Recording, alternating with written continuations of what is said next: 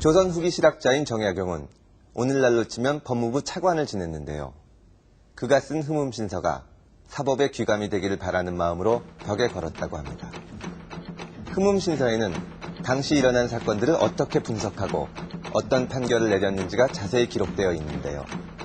사인이 밝혀지지 않으면 6번이나 부검을 했다는 대목에 이르면 조선시대에 오히려 지금보다 더 과학수사를 한 것이 아닌가, 그런 생각까지 듭니다.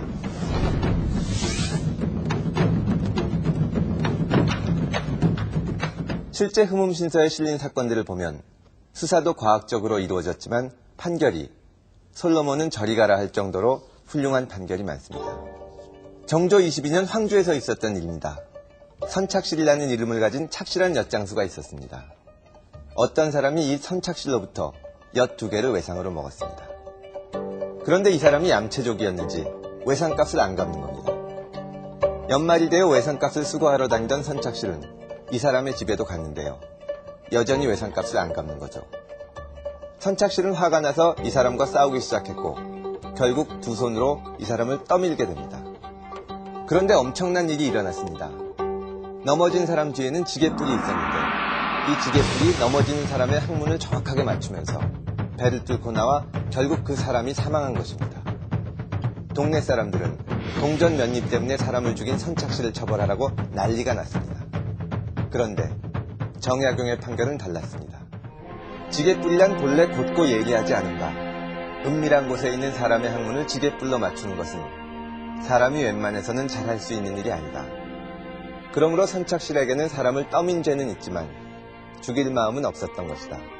정약용은 이렇게 말합니다. 살인사건의 경우에는 고의로 죽일 마음이 있었냐 없었냐를 따져야 한다는 거죠.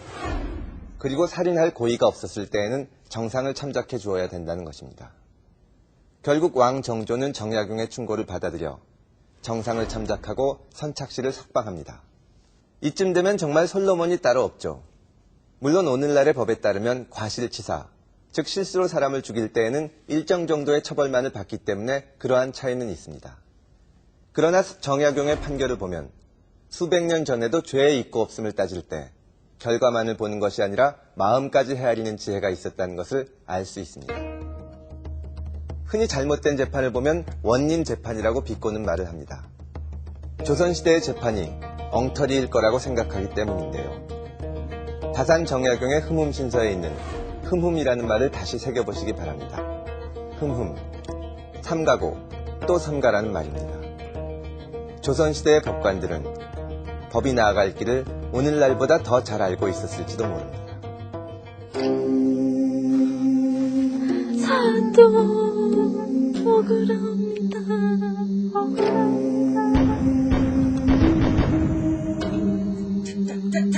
잠깐!